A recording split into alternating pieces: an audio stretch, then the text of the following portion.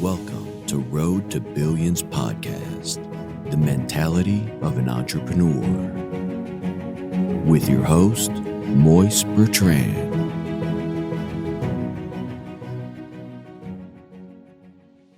Everybody, it is your host, Moise Bertrand, the Road to Billions podcast. It's been an amazing journey, you guys. I love coming on here and giving you guys the gems, the knowledge that I have and harbor, just because I want you guys to take it and use it, to your fullest extent. Today's episode, I'm just going to talk a little bit about real estate, about making your first 50,000, 60,000, 70,000, 100,000 in real estate. And when I say these numbers, I don't want you guys thinking about your first drop being 100,000, your first hit being 80,000 or 30,000. I'm saying these things could compound into adding up into 100,000, or you might be lucky enough to make your first 50 and 100 on your first flip or whatever you do as for refinance or however you get your first bag in, real estate. But subsequently, all I'm just telling you guys is the steps into getting those type of money, into getting that type of money, is to build it up into compound.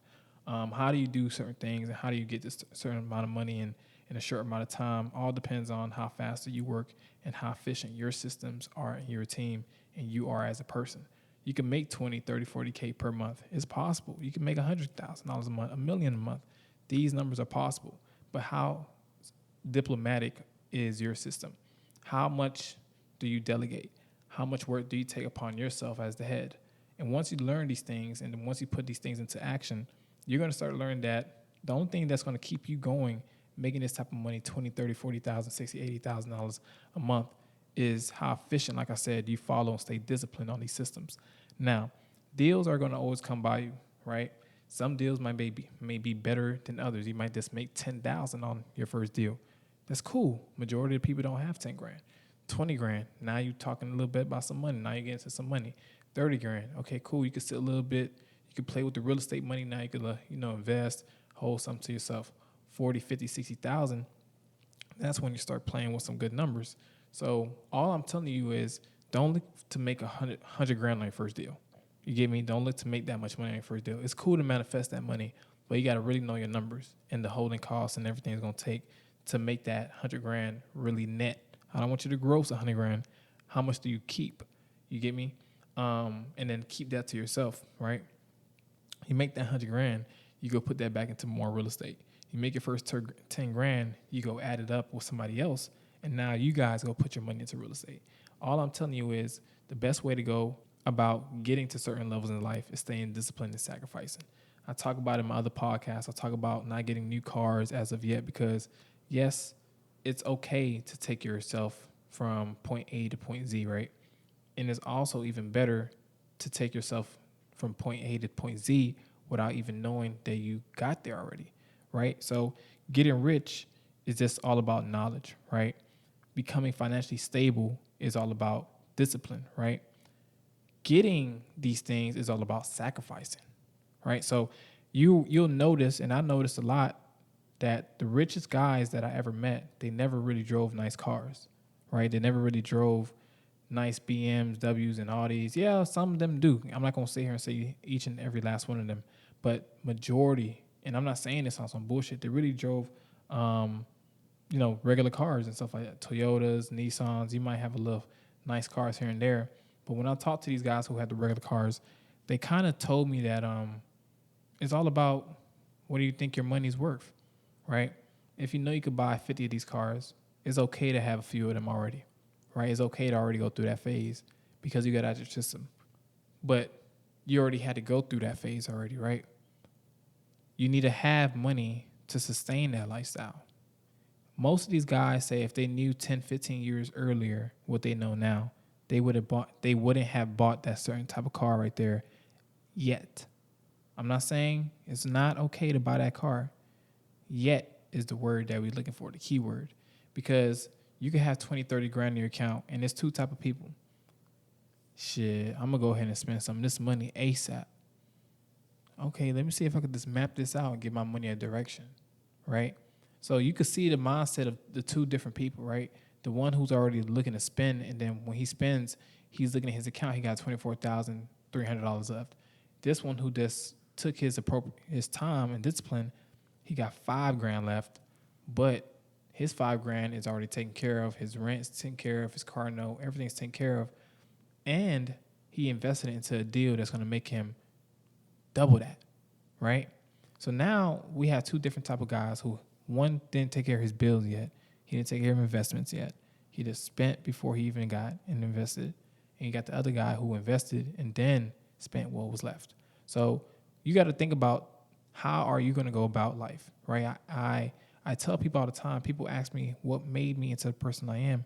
And it's honestly my mom. It's honestly diversity and adversity that took me from point A to point Z without me knowing it, right? I was always this type of person who always wanted something at 14. I always had a grit for life. I always had a grit to do something that was beyond measures. And you're going to have to take that into the same account when you're doing real estate, right? So when you're doing real estate, you have to understand, I never seen 50,000 in my account. I never seen 100 grand in my account, right? At the time, you see these numbers in other people's account who's been doing it for so long, and you be like, wow, how did you get that? And the same thing they tell you is the same thing they live by. You got to build it up to that. You want to see 300-400, $1 million, $2 million in your account, you have to build that up. You have to sacrifice certain things. And, you know, what I'm telling you guys is the sauce is to do compound. Small numbers add up. Nipsey Hussle talk about it. Nas talk about it. Rick Ross talk about it. Everybody knows small numbers add up. The investors, millionaires, people who know money, compound interest adds up. So I'm just giving you guys an example. Let's just say you have 5,000, right? And you put it with a deal with somebody who obviously bought the deal for like 80 grand. And you guys spend like 20 grand. Three other people put 5 grand in, right? That's 20 grand. You need to at least make 40 grand to pay everybody back and make everybody at least 5 grand on top of it. That's doubling everybody's money, right? If you could find a deal that you could buy for at least 80, sell it for at least 125, 127, because you put work into it, you did what you had to do, bam, you just made your profit and more some. And that's the game. That's the name of the game. So now everybody double their money. Some people going to take their money and go blow it. Some people going to put that money with other people's money in the group. Now you guys have 20,000. Two people got 20,000. The third person might go ahead and put it in to make 30,000. But it's always that one person who go blow their money. It happens every time, I promise you. So what you do is you want to secure your investments by getting in early on things that other people don't see. You want to buy into things that obviously make other people worry. Like real estate is something that scares a lot of people away because they don't understand it. They don't understand the knowledge. I recommend you guys to always tap in with me. You know, DM me, send me DMs, send me emails, listen to the podcast episodes, because what I'm telling you guys is you want to invest in areas that have a high rate of not only renters, which means most people in the area cannot really afford if you're looking to rent it out, or if you're looking for a place to sell, look for the houses and look for the decency in the houses in the area. Look to see if you can sell a house for at least a margin that you're looking to profit off. Every house could be sold. Not every house could be sold for a maximum. You get me? So whenever you get these houses, think about two things. When you buy materials, you gotta pay for the labor. Buy, pay. You get me? So I don't want you guys to think about, all I gotta do is buy materials for this house and buy the house and then it's done. No.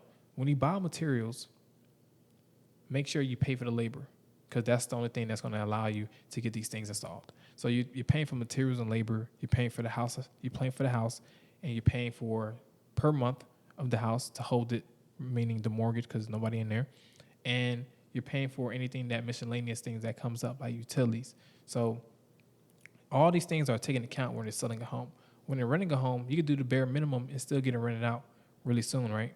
You can rent it out, keep it on the market keep it rented out for a few months, refinance it, which means you pull the money out that the house grew into because you rehabbed it, and then they give you a bag back, right? The same thing go for selling. But the selling, you're going to make a lot more profit, but also you have something called the holding costs that pretty much when you hold on to the home, when you're renovating and things like that, you have to be paying the mortgage, like I said earlier, to be keeping the home, obviously, in good standards. You pay for these things per month to just, obviously, you pay the mortgage, you pay that, you do this and then that, and depending on how long it takes you to rehab and sell the house, you're paying for that up until that day of. So it could be like 3, 4, 5, 6 months. And you could just rent it if it's in good shape and good area. Like I said, it's always good to just have a house that you could always have an exit strategy for. But your first $50,000, your first $10,000, $20,000, your most likely is going to come from your refinance, and that's going to be your down payment back plus any extra capital that was built into the house.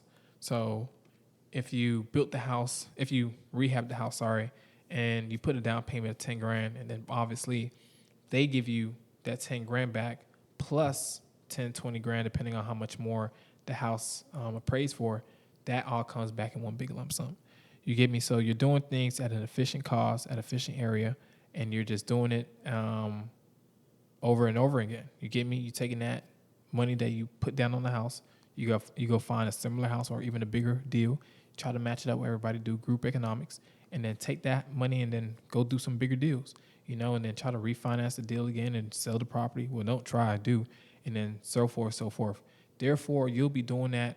You could do reasonably, everybody, if you buy a house, let's just say you buy a house August 31st, right? You rehab it, takes 60 days. Let's just say you take 60 days. With me, it takes 45 days. That's what I'm telling you guys. Let's work together. 45 days, boom, even 30 days, right? September 30th. I'll even say September 25th, right? You get it done, and then after that, it's on the market October. November, you still delegating a little bit. I like to just say a little bit of lead room. Boom, December is sold. Bam. September, October, November, December. That's 4 months. Really? You get me? So 4 to 5 months it takes you to get this house up and running. So bam. Don't try to go for the straight hit. You get me? Try to go for something that's decent in sale price, that's going to get it up off your belt, that's going to pay the old loan off, that's going to get you some profit and move on. Don't try to be like, oh, I want 50 grand extra. Bro, take the deal, make your money, get the fuck out of there, all right? Same thing goes for the rental. Don't be too greedy and try to get the most money out the renters, because at the end of the day, money doesn't mean anything, and it doesn't equate to nothing. You get me? I have people who rent all the time who spend a lot of money in rent, bro, and it caused me a big headache. And the people who were so grateful for the amount of rent they were paying because I gave them some leeway were the best tenants I ever had and still are. You get me? So I'm not telling anybody to fall victim to to like mediocrity. I'm not telling you to have sympathy for everybody. I'm not telling you to have don't be a doormat for deals when people want to sell your house and they're trying to offer you the lowest. I'm not saying those things, but what I'm saying is whatever you feel comfortable for, and that, don't try to go past that limit. You get me? Set the limit at, if you're gonna make $35,000, someone's offering you $29,000, but you can't get them to 35, take the 29. If you made only, let us say you put 11 grand into it, you put 10 grand, that's 21 grand. You made 29, okay, cool. You made 28, you made 8 bands. Just take it and leave it, man. It's okay, because you're gonna have deals where you're going to make even more money. You get me? But what you're doing is you're setting yourself up for success in the long term. You're getting the experience. You're getting your skin in the game. And that's what you need to do. So think about $50,000 is 2 deals, right? It could go either way. You could sell a house, you could refinance, or you could sell both houses, right? Either way, you'll get the $50,000 like that quickly. You could do it with the partners. 5 grand is the minimum, like I said. Put it in with some people. How do you get 5 grand? Just work with me. We're gonna get it moving. But efficiently, I want you guys to understand you're only as strong as the tribe you keep around you.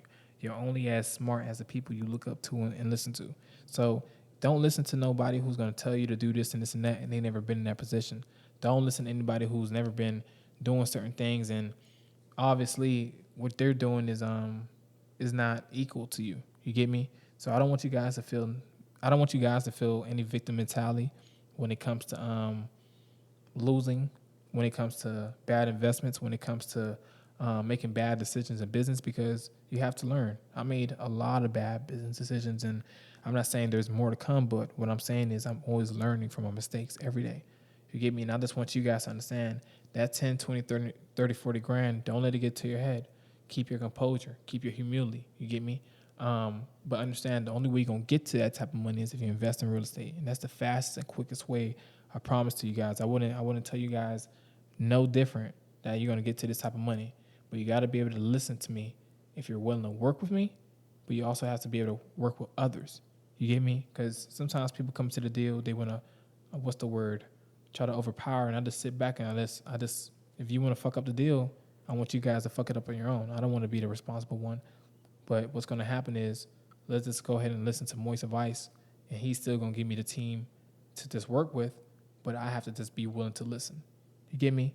I just want you guys to be successful at the end of the day. I want you guys to be able to take care of certain things that you weren't able to take care of. Like I said, I just came from Puerto Rico, man, and it's been a great experience. I don't even think I said that, but I was in Puerto Rico for like 5 days. It was a great and amazing journey, bro. Like, I was there, I ate fruits, I ate with the people. It was just an amazing journey. You get me? And I would never trade it for anything else. And I wasn't able to do those things in the beginning of real estate. I mean, yeah, I went to Cancun, Jamaica, but Cancun was right after I bought my first property. Jamaica was just me off the strength of really grinding off marketing. But that was a grind like I didn't want to do. Like, that was agonizing because I had to deal with people 24/7.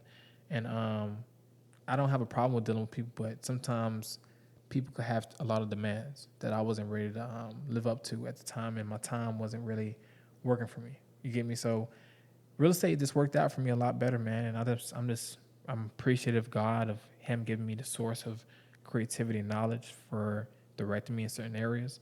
But I do want you guys to take into account that nothing comes overnight.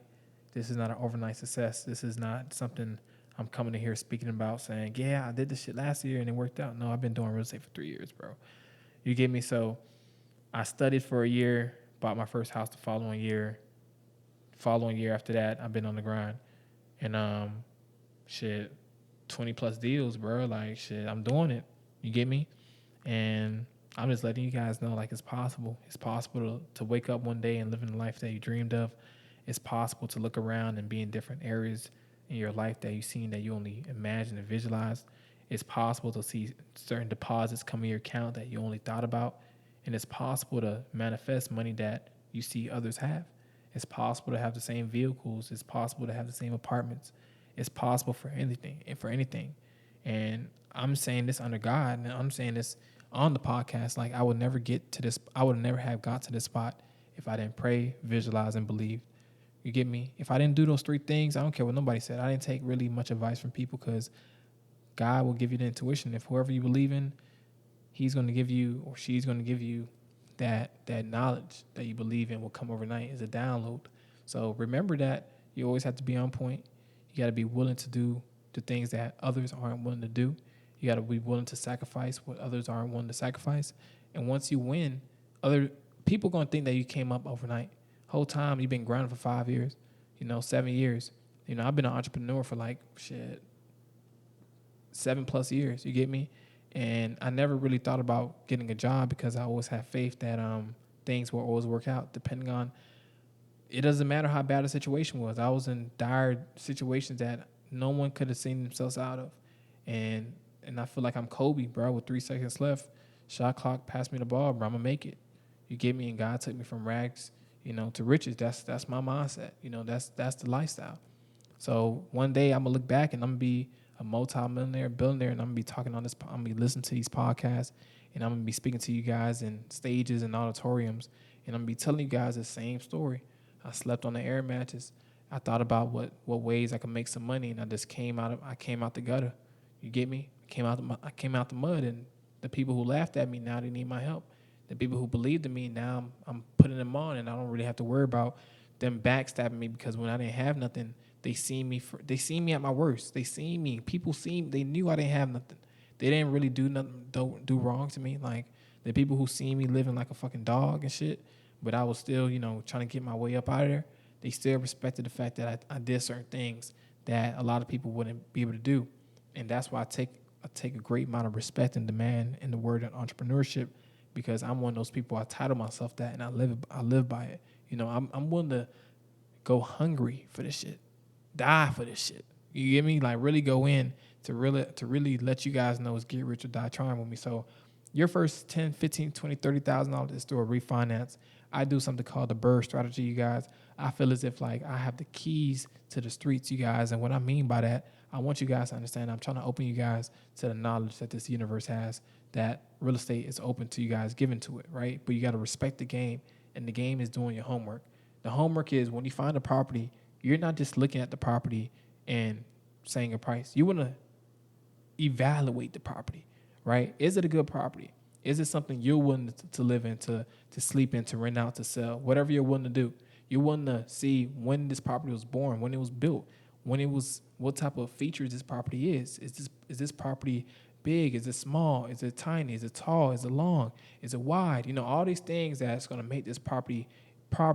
Look into that. Where is this property located? Is it in a good, bad, decent area? Can it sell? For how much? How much did you buy it for? Who are the owners? How did the owners take care of it? You know, all these things, you guys, is like learning somebody and taking a book and flipping through their whole history really quickly in due time before you make a big marriage. You get me? It's like you meeting somebody for a month. You have to understand that, okay, I got to meet this woman or guy, and I have to learn about him really quickly. And if I like him, then I make the big commitment. And the big commitment for a guy is paying for the wedding, and for the woman, obviously giving herself away into a husband. So these are two of the biggest commitments in your life: marriage and obviously housing. So when you're buying a house and when you get married, two of the biggest. And you got to understand those are the things that you don't really know the after effect until you do your due diligence in the beginning. You get me? People change, houses change, scenarios change, but you want to know the fundamentals of everybody, right? You want to know somebody. You want to know if something changes. You want to know if something's off. You want to know if something's capable of reaching certain heights and peaks, right? In different lifetimes and different areas and different years down the road. So what I'm just telling you guys is respect the word entrepreneurship. Take demand into the real estate game. Understand that your money is only going to make money for you if you respect your money and you give your money directions. You tell your money pay groceries, it's going to do groceries. But if you just got a bunch of money sitting around, you just be swiping your card all day, not knowing what your money's doing. That's why we have a word called budget. You're going to always lose at the end of the day. You get me? So don't lose your money trying to be Mr. Cool Guy, trying to be Mr. Show Off Girl, trying to be Miss Bougie and Soft Life. How about we take care of the right things? And that's the bills. That's the investments. Because we don't want to be 30. I'm not going to be no damn 30 doing the same thing that I was doing today, last year, the year before that. At 30, I told you guys where I'm going to be at. I'm going to be more likely at a billionaire status, if not multi-millionaire status. But we're going to be doing things that nobody ever seen people do. I'm going to be doing great things. I'm going to be speaking to you guys, telling you guys this now, so when it manifests, it's not a coincidence. It's not a surprise. You get me? Roll the buildings to the top. Keep chasing your dreams. It's been an amazing journey. Thank you guys for listening to the podcast. Rate and review it. Listen to the other episodes. And like I said, send me some DMs and emails if you guys want any other suggestions. Take care and have a great rest of the day.